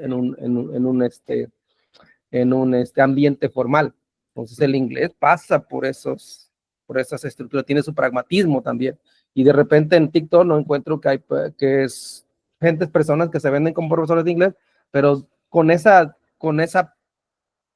perspectiva o autoridad autoengañada de que dilo así porque yo lo digo, o dilo así porque en mi casa así se dice. No, no es así, no. Entonces, por eso me llamó la atención de ese héroe, porque me quedé pensando en eso de que si ese héroe crea un guión y después lo sigue, o genera una personalidad propia y después descubre que es el héroe. Por favor, más adelante, si se pudiera compartir ese documento que habló José. Sí, está padre. Bueno. A ver si nos lo comparte, ¿verdad? Ajá, a ver si me gustó, me provocó, o sea, sentí que me provocó esa idea. Gracias. El hombre héroe, a lo mejor nosotros estamos cercanos a esa idea, ¿no? De hombre héroe, pero sobre todo porque somos profesores, ¿no? La mayoría, o nos dedicamos mayormente a la docencia, pero a ver, Martín, te escuchamos. Sí, gracias, Mario.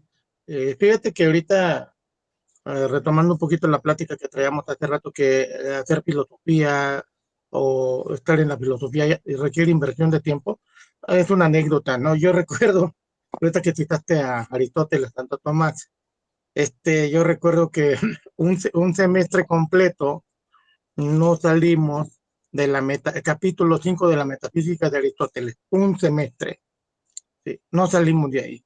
Y en otra ocasión, otra anécdota, cuando era joven, perdón, sin ofender a nadie, cuando era joven, nos encerramos en la biblioteca y al día teníamos que poner la metafísica al día siguiente. Evidentemente cosas absurdas, ¿no? En una noche no lo ibas a abarcar. Pero sí, un semestre nada más, el comentario es un semestre nada más para el capítulo 5 de la metafísica de Aristóteles y no acabamos. Entonces, es inversión, sí, claro, es inversión. El pensamiento crítico se va construyendo perdón por la expresión, a costillas de la lectura, de la fuente y luego de los comentarios de los expertos. O sea, tanto de las citas a pie de página como personas como tú que estás aquí al frente. Es como aprende uno, la verdad. Gracias. Muchas gracias. Y tenemos a Enrique. Enrique, por favor. Mira, ahorita mencionaste, ¿no? Acerca de estas filosofías que para mí, por eso siempre hay que tener ¿cómo se dice? Advertencia, ¿no? De que, a ver, filosofía en cuanto a qué o para qué, ¿no? Y yo me acuerdo de es un filósofo argentino, yo no sé si lo has escuchado, Tomás Abraham, no sé si lo has escuchado, es un filósofo argentino, y de alguna manera es el culpable de que yo esté ahora metido en este asunto de la filosofía. Espérame, también ruido de las motos. Y él mencionaba que la filosofía no es para pensarla, no para entenderla. A mí se me quedó pues, grabado eso. Y ahorita que tú mencionabas, ¿no? De que uno cuando lee, cuando uno aprende filosofía, pues tarda uno, ¿no? Mucho tiempo en revisar. Yo ahorita, pues desde que yo escuché eso, pues sigo queriendo entender o estudiando un poquito, leyendo, mejor dicho, a los filósofos griegos, a los presocráticos, y no he salido de ahí. O sea, yo quisiera pues, como que seguir avanzando, ¿no? Y ir a Santo Tomás, a, no sé, la filosofía alemana, pero pues sigo en esto, ¿no? Y ahorita pues a veces yo pensaba si yo era lento, ¿no? Pero pues ahorita que tú estás mencionando que la filosofía es así, entonces vamos bien. Y entonces, y la otra, hablando, bueno, de esto de que la filosofía es para pensarla, no para entenderla, pues piensas cuando hay un problema. Y yo creo que ese es el asunto de que hoy todo lo quieren muy digerido. Ya quieren que todos tengan la solución para que entonces tú ya se pueda actuar, ¿no? Vamos a decir entre comillas, porque pues cuando no se tiene, se piensa cuando tienes el problema, no cuando ya tienes la solución, ¿no?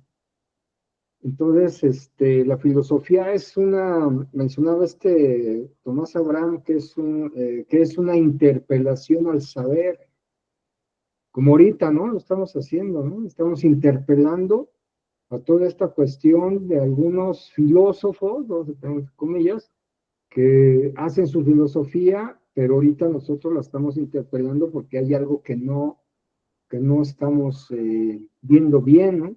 Que hay algo que se necesita pensar, y yo creo que el artículo que tú mencionabas, pues es invita a pensar qué vamos a hacer, cómo lo vamos a resolver, porque si ya tienen la solución, entonces estamos hablando ya de, bueno, podemos decirlo como sabidurías, ¿no? Porque hay alguien que habla de una filosofía hindú, otra una filosofía judía, una filosofía no sé qué, pero para mí no es filosofía, eso es una sabiduría, porque ya tienes porque ya ese pensamiento ya te dice cuál es la posible solución, mientras la filosofía siempre está interpelando y vamos a llegar a un punto en que a lo mejor nunca vamos a saber realmente cuál pudiera ser la solución, pero la filosofía al fin es eso, ¿no? Una interpelación al saber.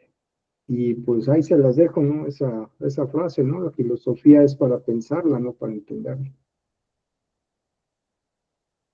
Sí, muchas gracias. Sí, es que se consume muchos esfuerzos, mucha energía, mucho tiempo en conocer el pensamiento de un filósofo. Entonces, imagínate cuando después de leerlo mucho tiempo y de más o menos conocerlo, que otros estudiosos te digan, pues sí, pero ese es su pensamiento de joven, tiene otro pensamiento de adulto, de maduro. A mí me pasó con Heidegger, ¿no?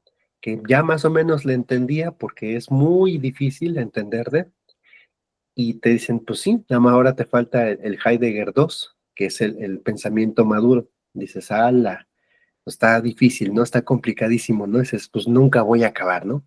La cosa es no desanimarse, porque es una empresa muy complicada y como dice el New York Times, ¿no? O sea, pareciera que pensar ahora es el nuevo lujo, porque realmente quien tiene tiempo, quien tiene dinero, pues es el que va a dedicarse a eso, ¿no? Quizás no porque esté buscando resolver el mundo o los problemas del mundo, sino porque realmente está buscando soluciones a preguntas que él se ha hecho y que no ha encontrado respuesta.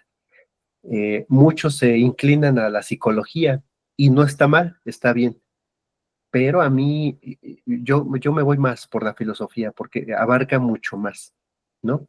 Entonces, adelante, José, de Jesús. Bueno, yo diría que el pensar antes de un lujo ya es un recurso no renovable. O sea, es un recurso así como el agua, ¿no? Que hay agua, pero cada vez hay menos pura, pues igual, o sea, cada vez hay menos gente pensante, entonces, pues ya estamos a punto de acabárnoslo, ¿no? Y pues al final de cuentas, ¿qué es la filosofía? Yo apelo mucho a Sócrates. Digo, aunque dicen que no existió, no sé, pero bueno, lo que sabemos de él, ¿no? Y dice que la filosofía se centra en la búsqueda de la verdad, ¿no? Y la virtud a través del autoconocimiento y el diálogo interno. Sócrates hablaba mucho bueno, cuando hablaba de Sócrates decía del hombre de ciencia, ¿Quién es ese hombre de ciencia? El que habla con la verdad y tiene la virtud, o sea, el don y eso, y lo usa para el bien. Eso es un hombre de ciencia. Entonces, vuelvo a insistir, ¿no? En este proceso donde ya vemos que el pensar es un recurso no renovable, pues tratemos nosotros de reciclarlo, ¿no? Todos los malos pensamientos, todo lo malo que está, seamos plantas recicladoras de buenos pensamientos y compartámoslo a los que nos rodean, nuestros alumnos, nuestra familia, compañeros de trabajo. Fíjense, hoy en día hay gente con mucha vaciedad, o sea, hay gente muy vacía y por eso lo llena con este tipo de cuestiones de realities y todo.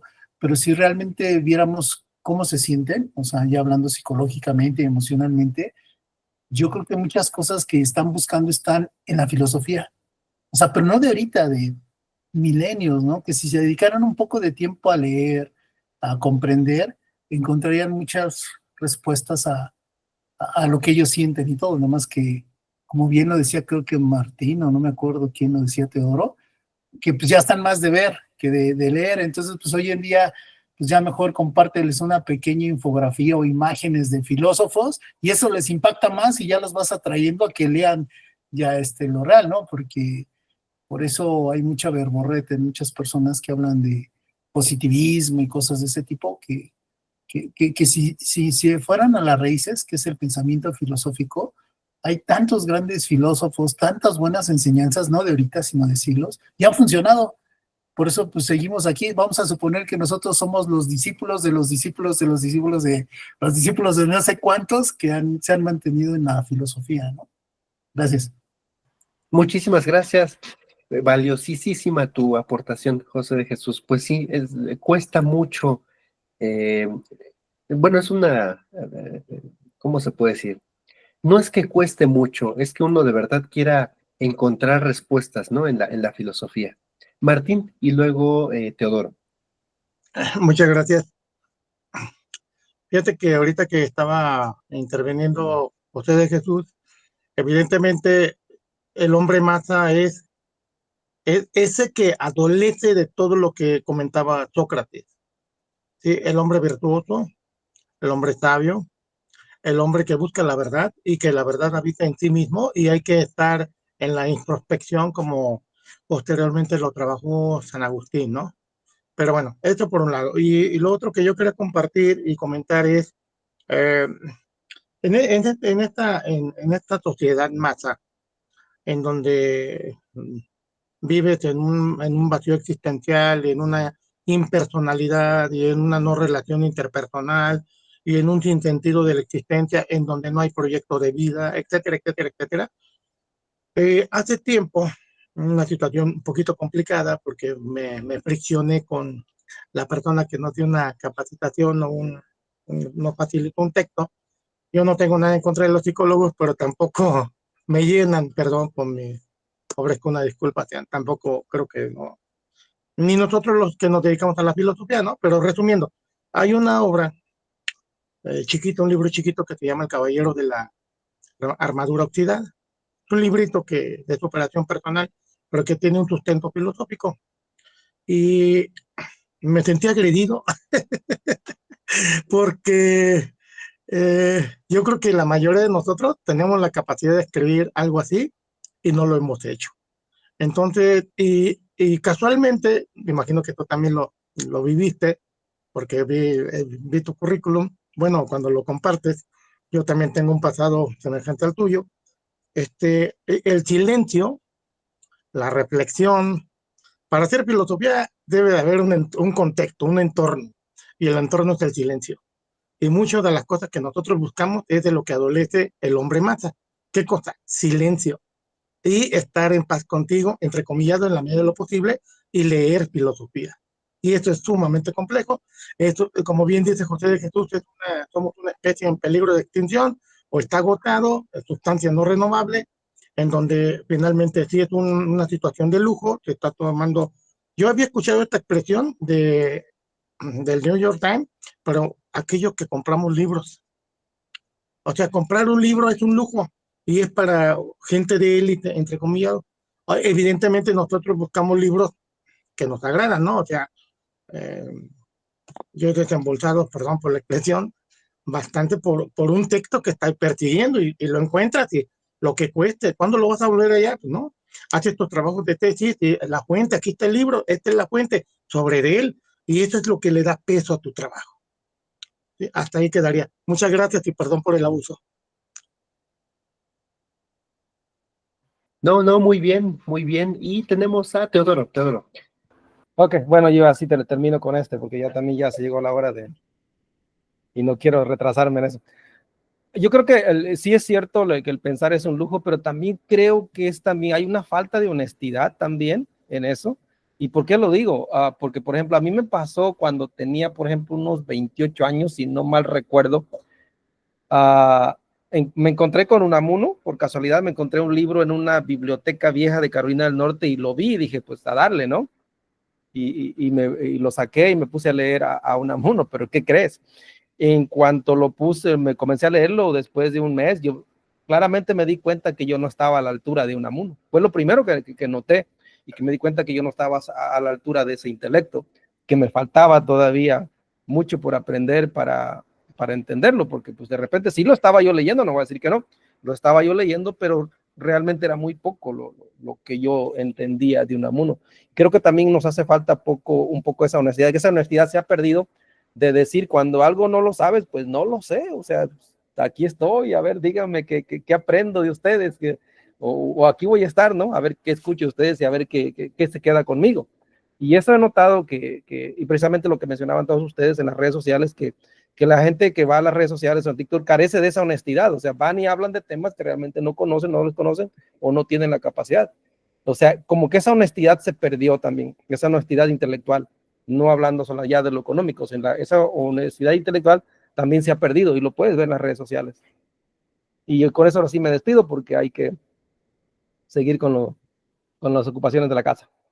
Gracias a todos. Muchas gracias, Teodoro. Sí, fíjate que a mí me haces reflexionar mucho en ese aspecto que es también muy humano, ¿no? Cuando a veces entramos, yo igual, cuando empecé a leer a Heidegger, El ser y el tiempo, dije, en la torre, no entiendo, pero nada, y me daba pena preguntarle a los profesores así de, ¿usted sí le entendió? O a los compañeros, ¿no? O sea, porque a lo mejor el que está mal soy yo, y viene esa duda, ¿no? Es o sea, no entiendo, de veras no entiendo qué quiere decir, ¿no? Y después te agarras otro librito del mismo autor y dices, ay, creo que está peor, tampoco entiendo nada, ¿no? Dices, China, ¿a quién le pregunto que no se burlen de mí, ¿no? Porque pues sí da pena como dices, ¿no, Teodoro? Que se sientes una deficiencia personal. Dices, ¿cómo le hago para comprender pues a este autor, ¿no? Eh, y fíjate que también al mismo tiempo y también pues la constancia, la persistencia de decir, pues le tengo que entender, ¿cómo que no le entiendo, no? Entonces ya tú más o menos le empiezas a buscar y a preguntar y todo, y ya cuando los profesores decían, ellos mismos decían, no lean, no se acerquen a Heidegger porque no le van a entender, pero nada, nada. Lo que nos sugerían era leer artículos sobre Heidegger, porque leer directamente a Heidegger, pues no, era como imposible, ¿no? Y decían, ya posteriormente después te vas a dar cuenta que medio le vas a entender, pero es todo un proceso personal, ¿no? También y también ser muy humildes, Teodoro, de decir, pues a lo mejor es muy importante, ¿no? Unamuno, pero yo no le cacho, o sea, no estoy a ese nivel, ¿no? Y a todos nos pasa, ¿no? Hay muchos filósofos, mucha gente muy valiosa, actual y de otras épocas, que no le vamos a entender, o sea, está canijo.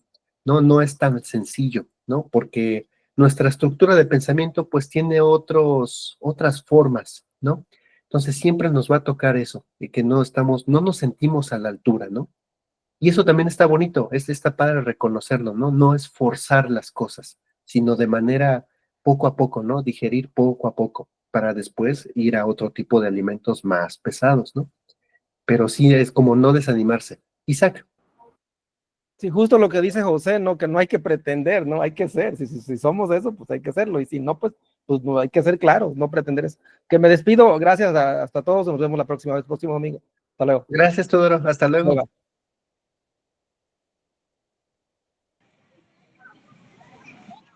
Hola, maestro. Muchas gracias. Nada más bueno, lo malo es que ya se fue Teodoro, pero tanto la intervención de Martín como la de él me hicieron recordar una lectura de Pierre Bourdieu que se llama Meditaciones Pascalianas, en donde en un capítulo, bueno, no sé, no recuerdo si es un capítulo o un apartado de un capítulo, él explica cómo surge la filosofía y tiene que ver mucho con el tiempo libre, ¿no? Él explica que, bueno, surge la filosofía en la antigua Grecia porque los filósofos tenían tiempo libre para reflexionar y a partir de ahí, pues la filosofía se convierte en un campo, eh, o podríamos decir un subcampo dentro de otros campos como el campo cultural. Y bueno, eso también me lleva a la reflexión porque decía Teodoro que le costaba trabajo entender a Unamuno y hay una cuestión interesante porque dice Pierre Bourdieu que al entrar al campo cultural, y por ejemplo, me imagino que en el campo filosófico también sucede lo mismo, pues uno se tiene que iniciar, ¿no? Y la iniciación a veces es empezar a leer un libro y uno se va a encontrar que ese libro filosófico va a contener un lenguaje distinto, que en términos de Pierre Bourdieu, pues es un lenguaje iniciático y uno se tiene que meter en ese campo, se tiene que introducir en ese campo, eh, incorporar las estructuras objetivas y volverlas estructuras subjetivas para poder entender el campo, ¿no? Entonces es un proceso que lleva tiempo y que cambia al sujeto, ¿no? Cambia a las personas porque no nada más es un cambio mental, sino también pues es un cambio total, ¿no? Del individuo, del sujeto y que lleva incluso es una práctica, ¿no? Porque también comentaban que pues lleva tiempo entender a los filósofos y bueno, pues, la práctica que conlleva es pues darse tiempo para leer y para estudiar a los autores, a los filósofos, y es una práctica, ¿no? Porque necesita uno de constancia, no es así como de, bueno, pues hoy voy a leer la introducción y dentro de 2 meses me leo la primera página del siguiente capítulo y así, ¿no? Porque de esa forma uno no va a entender el libro y es una práctica que necesita constancia y, bueno, pues disposición, ¿no? Del sujeto. Sería todo. Sí, sí, sí, ese es un proceso, ¿no? Es un proceso así de... Y como cada persona, ¿no? Tiene sus tiempos, tiene también, no, cada persona es diferente, ¿no? Entonces, la filosofía le va cayendo también por su naturaleza, ¿no? Adelante, Martín. Sí, gracias. Yo nada más para despedirme de mi última intervención. A mí me pasó lo mismo que a ti, Mario, pero con Javier Tuiri. O sea, no, de plano. Y al final del día, este es el primer texto de Zubiri que cayó en mis manos. No le entendí nada. Mucho tiempo después, las circunstancias me llevaron a hacer una investigación y casualmente yo hablé de lo sagrado y lo profano en el hombre. Juan Martín Velasco y Javier Zubiri, Bosquejo de un diálogo es el título del trabajo que hice. Y después encontré otras obras de Zubiri que nada que ver con esto, complicadísimo, pero después otras fuentes y como tú comentas, a lo mejor quien ya escribió sobre ese filósofo es un atajo para los que nos dedicamos a esto. Yo, por ejemplo, así hice algunos otros trabajitos de investigación, me voy con los artículos que están y luego ya voy a la fuente y ya, como que alguien que ya lo digirió, te lo platica y una vez platicado, ahora sí, a la fuente y ya es mucho más fácil, es un atajo, pues. Eh, También hay que ser muy honesto, como ya se comentó, o sea, no le entiendes, reconozco que no lo entiendo, entonces buscas a alguien que yo lo entendió, te lo explica y va sobre él, ¿no? Y al final del día, pues yo terminé con esto, con una tesis de Javier Tubiri, platicando con Juan Martín Velasco, sobre lo sagrado y lo profano en el hombre, a tu disposición. Y la de ustedes también, perdón. Genial, sí, sí, pues es que es pues un modo también, ¿verdad? Una cierta estrategia para llegar a esos pensamientos que son muy complicados. A mí también lo que les recomiendo mucho es leer las revistas que tiene artículos de filosofía, ¿no? Por ejemplo, el ITAM, a mí me gusta mucho la revista Estudios del ITAM. ¿Qué serían? Hace unos 4 años mandé yo un artículo para publicación y me lo rebotaron. Me lo rebotaron que faltaba un poquito más de estructura y citación adecuada, ¿no?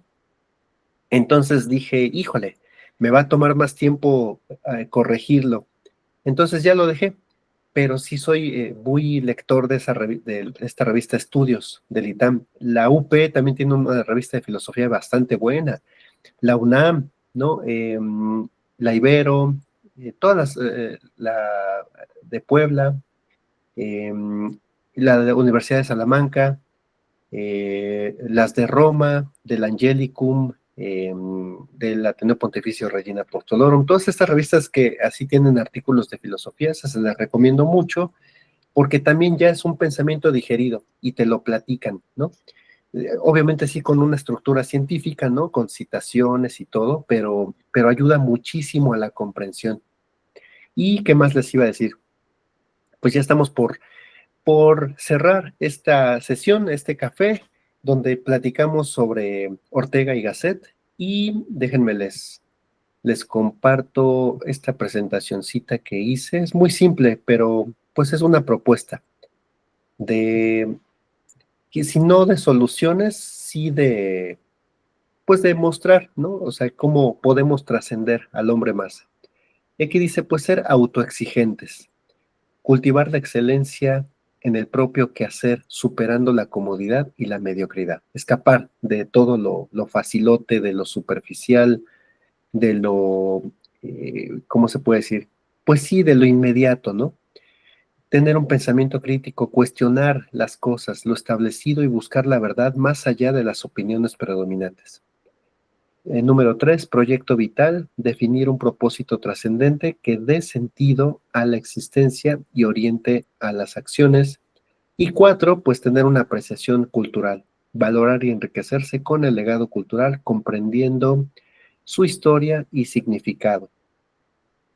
¿Qué les parece? Y bueno, pues ya, estas son preguntillas que ya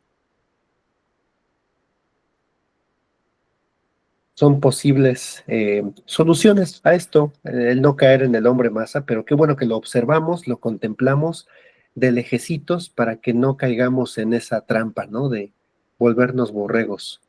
Yo les agradezco mucho, no sé si alguien quisiera comentar alguna cosa, ya cerrando para salir a tiempo, que luego nos comemos tiempo. ¿No? ¿Todo bien? Perfecto. Entonces, pues si no hay algún otro comentario, pues seguimos. Isaac creo que tiene, ¿no? Isaac, a ver, Isaac. No, nada más agradecerle, maestro. Como siempre, estuvo muy interesante. También a los compañeros que también contribuyeron con sus comentarios muy interesantes. Y también comentar que Martín ya me dio, ya me hizo interesarme por Javier Zubiri, que también me lo han recomendado, pero no lo he leído. Oh, mira, pues ya hay que darle a Javier Zubiri, ¿no? No, y nos falta leer un montón, Isaac. Nos falta leer un montón. No sabemos nada, yo no sé nada, ¿eh? Nada, nada, nada. Y bueno, siempre está el ánimo, ¿no? De conocer más. Yo me enriquezco con ustedes mucho. Lo que comentó José de Jesús del hombre héroe está padrísimo. Ahorita me lo voy a echar con otro café para platicarlo, ¿no? Porque sí está interesantísimo todo esto. Entonces, pues nada, les agradezco mucho. Ojalá inviten a más personas a los demás cursos y actividades que tiene Cortex Philosophicus. Y pues nada, que pasen un estupendo el resto de este domingo y pues nos vemos en los siguientes cursos y ya, si no están en los cursos o club de lectura, pues nos vemos en el próximo domingo, ¿no? Muchas gracias, nos vemos. Gracias a todos. Gracias. Gracias, Muchas gracias. Buenas tardes. Gracias. Gracias, Elvis. Gracias, Luis. Sí.